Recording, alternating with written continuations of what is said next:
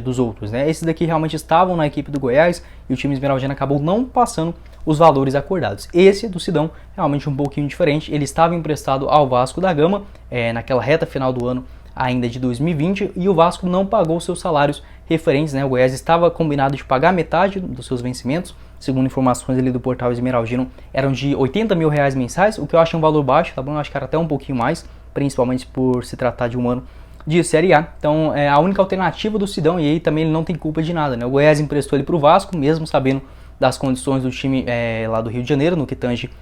a questão financeira, e acabou não pagando, e a única forma de um vínculo que ele estava ainda preso com o time era o Goiás, acabou levando o time esmeraldino também na justiça. Aparentemente os salários de enquanto ele estava no time esmeraldino foram sim todos pagos, mas a partir do momento que foi emprestado lá para o Vasco da Gama, aí sim, né, deixou de receber. O valor total, inclusive, que foi ainda nesse ano de 2022, lá no dia 25 de fevereiro, o Vasco da Gama tinha aproximadamente mais 7 dias para fazer o pagamento desses R$900 mil,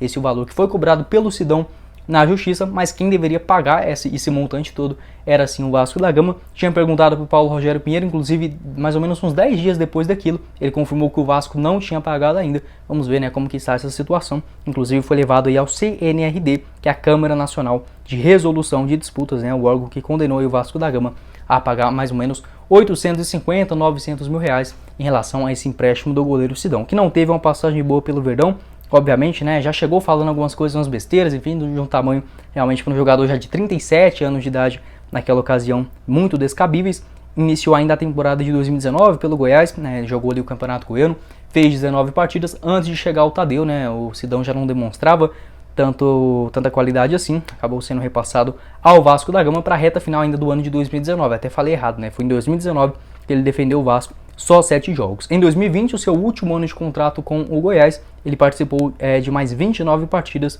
pelo Figueirense, inclusive tem uma pontinha ali de dívidas também em relação do Figueirense nesse empréstimo do Sidão, eu vou procurar mais a fundo também a respeito disso, mas eu lembro que uma das listas que o Paulo Rogério Pinheiro me passou, tinha equipes como a Ponte Preta, Brasil de Pelotas, Figueirense, que deviam também à equipe esmeraldina. O Sidão, que ficou 2021 sem jogar, seu contrato com o Goiás se encerrou lá em dezembro ainda de 2020, e na temporada agora de 2022 fez o Campeonato Catarinense e pelo Concórdia foram poucos jogos, só uma atuação lá contra o Próspera, foi a única partida que ele atuou como titular. Quero saber sua opinião aqui embaixo nos comentários, sobre esses 3 jogadores, a princípio, apesar dessas dívidas iniciais com o Verdão, já todas bem quitadas, enfim, quais deles você acha que deveria